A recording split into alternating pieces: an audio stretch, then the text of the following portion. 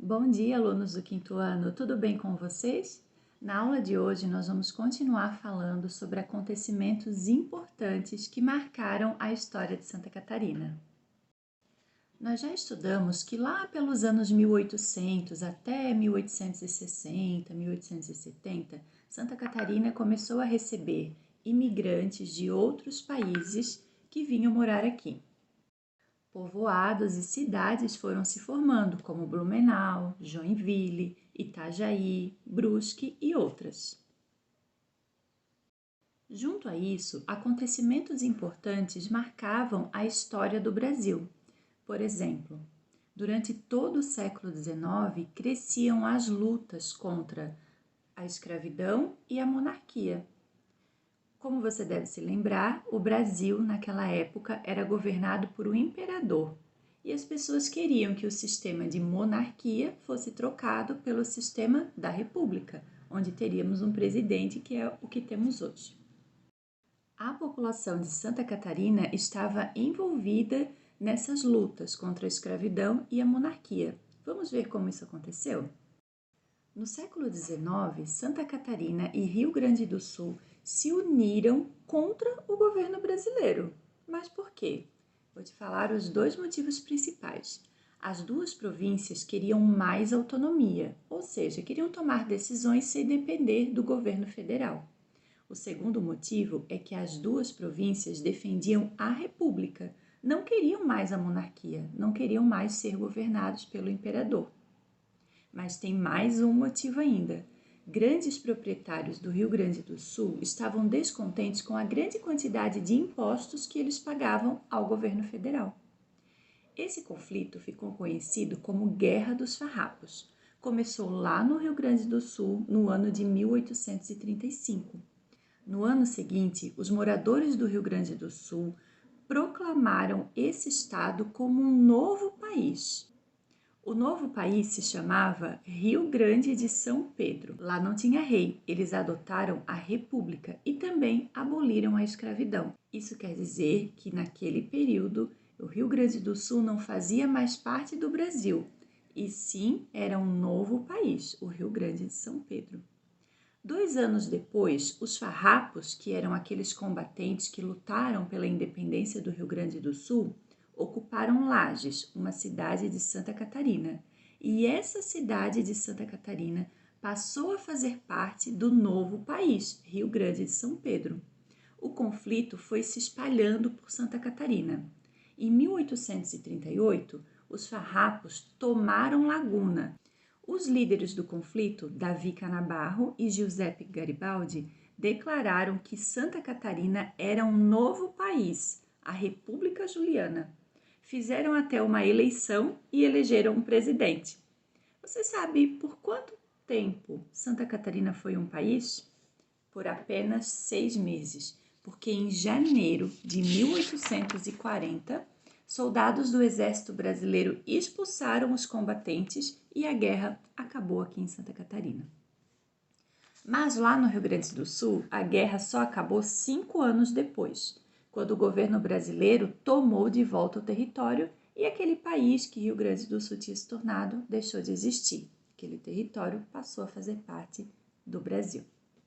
Agora pensa bem, em 1835, quando o Rio Grande do Sul se tornou um país, eles já não tinham lá a escravidão. Você sabe quando que o Brasil deixou de ter escravidão? Foi só no ano de 1888. Mas que outros acontecimentos ocorreram no mesmo século? Depois de mais de 350 anos escravizando africanos e trazendo mais de 5 milhões de africanos para trabalhar à força no Brasil, inclusive em Santa Catarina, o governo brasileiro começou a sofrer pressão de outros países para acabar com a escravidão. Ao mesmo tempo, os próprios escravos começavam a se revoltar, fugiam, e outros cidadãos brasileiros que não eram escravos também lutavam pelo fim da escravidão, como jornalistas, escritores e políticos.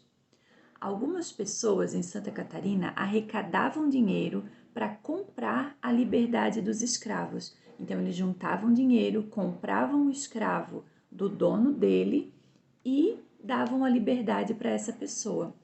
Uma dessas pessoas foi um sapateiro, ele se chamava Manuel Joaquim da Silveira Bittencourt. Sapateiro, como você deve imaginar, não é uma profissão que dá muito dinheiro, mas ele arrecadava dinheiro, dava do próprio dinheiro dele para comprar a liberdade dos escravos. Em homenagem a ele, tem uma rua em Florianópolis que se chama Rua Artista Bittencourt. Outra pessoa que lutou pelo fim da escravidão foi o poeta João da Cruz e Souza.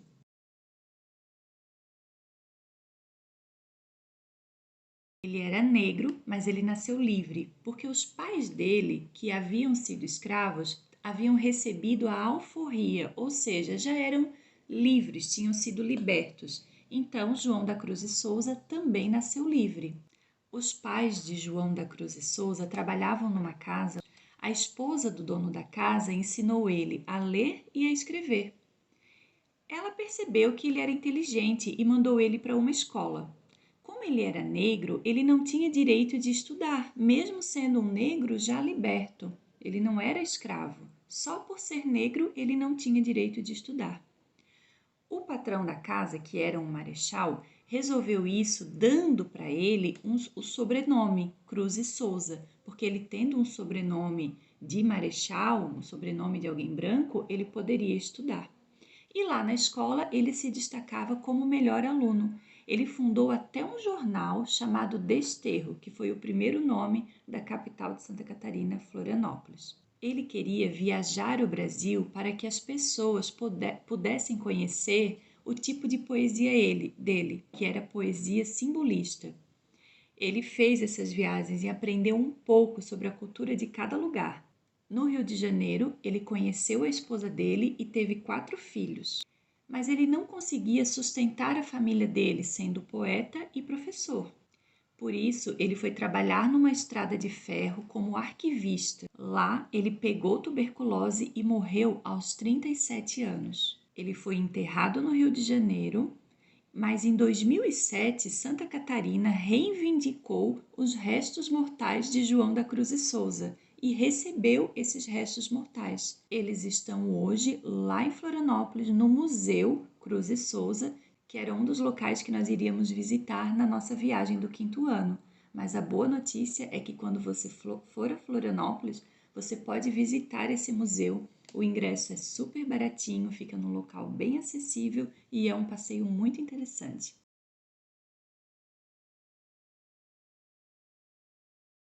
Esse casarão, onde hoje é o Museu Cruz e Souza, foi construído por escravos há mais de 250 anos. Inicialmente, ele era a Casa do Poder. Os representantes do Império moravam e trabalhavam nesse casarão. Nesse casarão morou o primeiro governador de Santa Catarina, Hercílio Luz. Foi ele quem contratou uma equipe de Montevidéu para transformar esse casarão em um palácio cheio de desenhos e pinturas.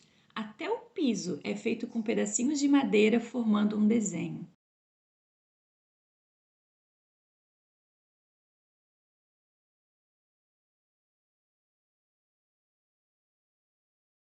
Ele ficou conhecido como Palácio Rosado, porque ele é rosa com branco, e vários governadores moraram e trabalharam nesse palácio.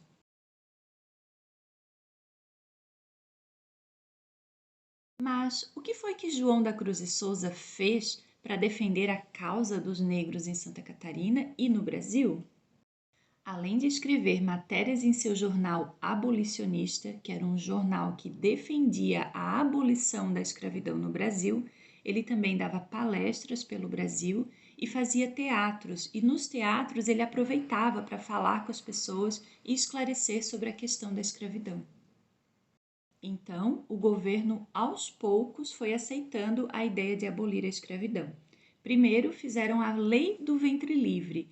Nessa lei, quando uma escrava tinha um bebê, esse bebê nascia livre. Então, a mãe continuava sendo escrava e o pai também, mas o bebê já nascia livre, ele nunca seria escravo. Outra lei foi a Lei dos Sexagenários, onde eles libertaram os escravos com mais de 60 anos.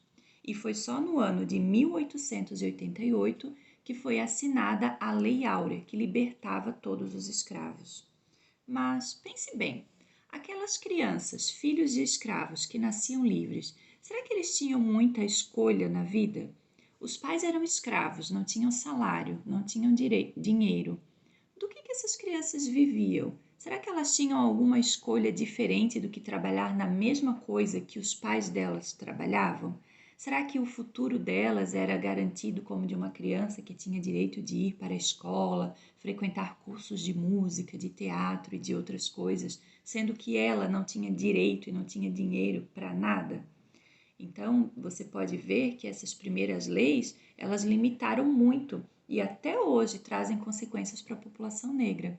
E os escravos com mais de 60 anos? Até os 60 anos ele trabalhou como escravo, não tinha sua casa própria, não tinha suas coisas, tudo era do patrão. O que ele ia fazer com 60 anos de idade, agora livre? Não fazia muito sentido, embora tenha sido bom receber a liberdade, que era um direito deles, mas eles precisavam ter recebido outras ajudas do governo, como lugar para morar, profissão, ajuda financeira, porque depois de 60 anos sendo escravo, né, fica bem pouca opção para a pessoa. E quando os negros receberam a libertação, que nenhum deles mais era escravo em 1888, muitos deles acabaram preferindo ficar trabalhando para os seus próprios ex-donos, recebendo às vezes salários muito pequenos porque eles não sabiam para onde ir, eles não tinham casa, eles não conheciam nada além daquilo ali. Eles haviam sido escravos a vida toda, então eles se sentiam sem escolha, sem direitos. Muitos deles, sem saber o que fazer, acabaram indo para os morros, que eram os locais não habitados, e lá nos morros eles construíam barracos para morar.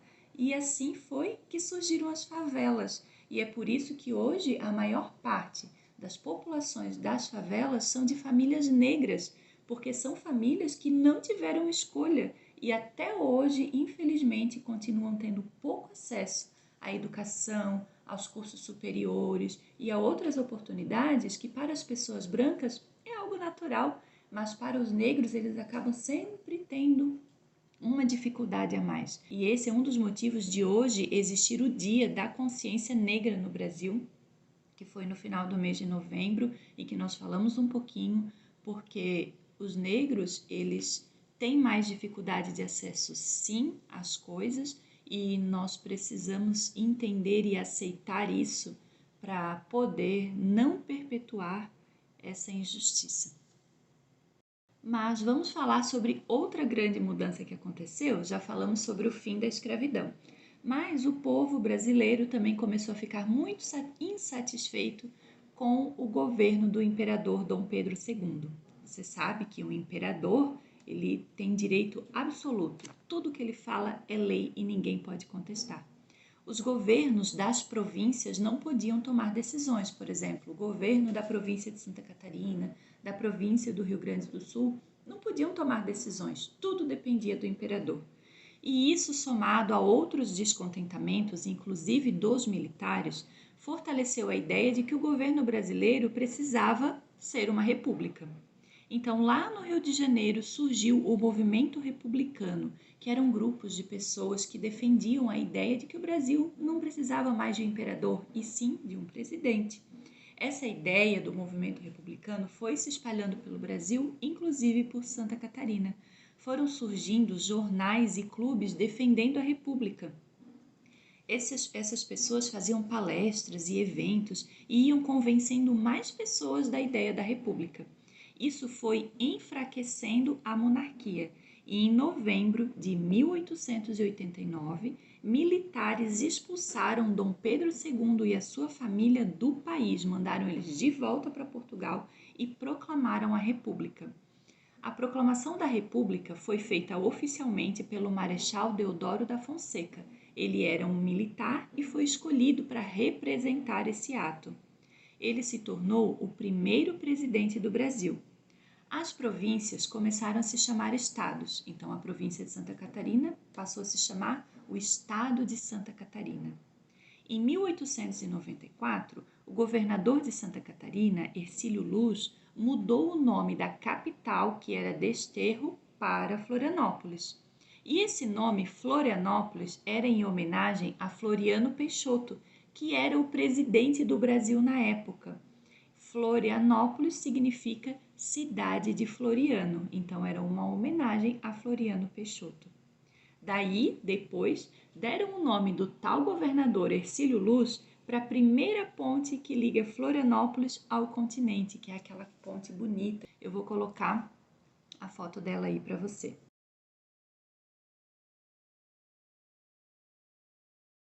A ponte Hercílio Luz levou 9 anos para ser construída e ela foi inaugurada em 13 de maio de 1926. Ela foi construída para durar 30 anos a princípio e ela foi feita por americanos. As peças vieram da Itália. Ela foi a terceira ponte pêncil feita na América Latina.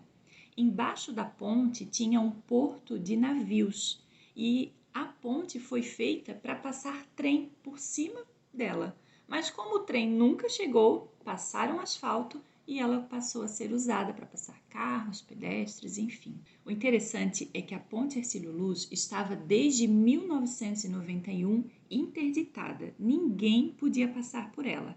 E desde 2005 ela ficou sendo reformada. O governo fez vários contratos com empreiteiras para reformar a ponte, mas por causa do mau uso das verbas públicas, do dinheiro público, o governo teve que trocar várias vezes de empreiteira. Isso fez com que a ponte demorasse mais tempo para ser reformada do que demorou para ser construída. Ela foi reinaugurada no final desse ano e agora é possível passar por ela. Você percebeu que nas nossas aulas nós temos falado sobre nomes de várias personalidades importantes que acabaram sendo dados a pontes, a cidades, como a Ponte Hercílio Luz, por causa do primeiro governador de Santa Catarina, o nome de Florianópolis em homenagem a Floriano Peixoto, que foi um presidente do Brasil, também Marechal Deodoro da Fonseca, que foi o primeiro presidente do Brasil e é o nome de ruas em várias cidades tem rua Marechal Deodoro da Fonseca, inclusive é o nome da rua que eu nasci, Marechal Deodoro da Fonseca. Também falamos sobre Francisco Araújo Brusque, que deu o nome para a cidade de Brusque, enfim.